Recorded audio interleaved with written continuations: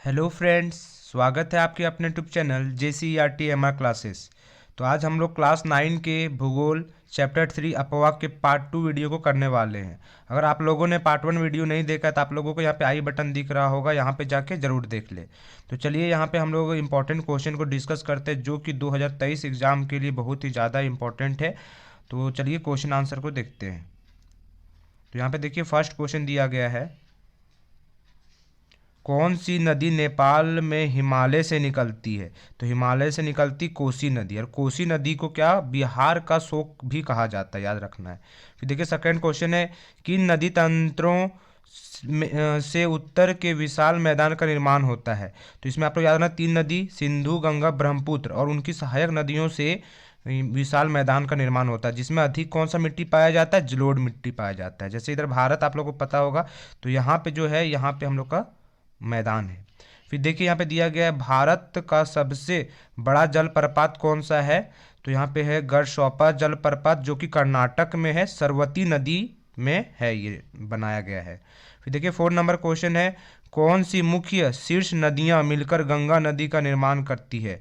तो अलकनंदा और भागीरथी ये देवप्रयाग में मिलने के बाद यहाँ से फिर उसका नाम क्या हो जाता है? गंगा नदी हो जाता है। और गंगा नदी कहाँ से निकलती है? गंगोत्री से निकलती है।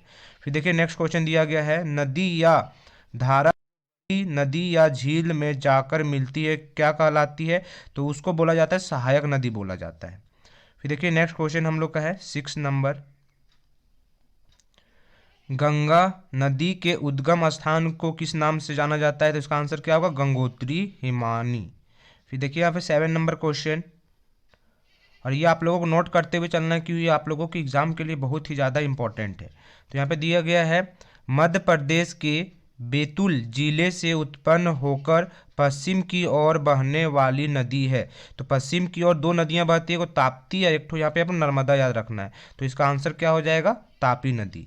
फिर देखिए 8 नंबर में, पृथ्वी में कितना भाग पानी से ढका है? तो आप लोग याद रखना 71% जो है ये पानी से ढका हुआ है।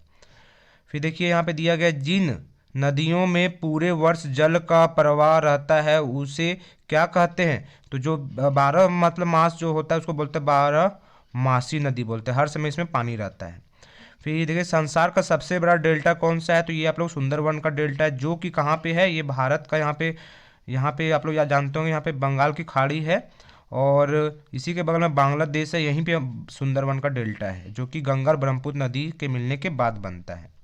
फिर देखिए नेक्स्ट क्वेश्चन दिया गया है, दक्षिण भारतीय नदी जो ग्रीष्म तथा शीत ऋतु दोनों में वर्षा का जल प्राप्त करती है, मतलब गर्मी में भी वर्षा मिलता है, शीत में भी वर्षा मिलता है, उसको क्या बोला जाता है? कावेरी नदी है, ऐसा नदी। ठीक है।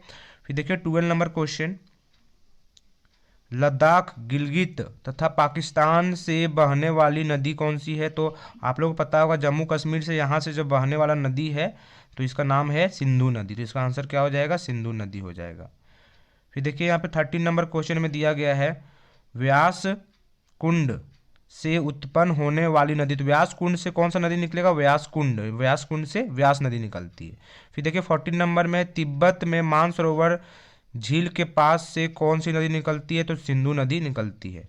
फिर देखिए दिया गया है, रोहतांग दर्रा, ये कहाँ पर है? हिमाचल प्रदेश में है, के पास किस नदी का स्रोत है? तो यहाँ से व्यास नदी निकलती है। फिर देखिए दिया गया है, किन नदियों से इंदिरा गांधी नहर निकलती है? तो व्यास, सतलुज और रावी नदी से ये इंदिरा गांधी नहर बनाया गया है। फिर देखिए 17 नंबर में है, पाकिस्तान में चेनाब से मिलने वाली नदी है। तो पाकिस्तान में जो सिंधु नदी यहाँ पे है, तो जो मिलती है ये चेनाब नदी जो है यहाँ पे जाके पाकिस्तान में कहाँ से मिलती है? तो ये आप लोग याद है ना, झेलम, और झेलम जाके कहाँ पे मिल जाती है? सिंधु नदी में मिल जाती है। फिर देखिए यहाँ पे नेक्स्ट क्वेश्चन दिया गया 18, ये हम लोग का लास्ट क्वेश्चन है, सिंधु नदी की सहायक नदी का उद्गम हिमाचल प्रदेश में है। तो हिमाचल प्रदेश में है, तो यहाँ पे देखिए इसका सहायक नदी का क्या नाम है? व्यास नदी है। तो हम लोग का आज का इंपॉर्टेंट क्वेश्चन कंप्लीट होता है। अगर चैनल पर पहली बार जुड़ रहे हैं तो चैनल को जरूर सब्सक्राइब कर ले और बेल आइकन को ऑल पर प्रेस कर ले। Thank you. जय हिंद।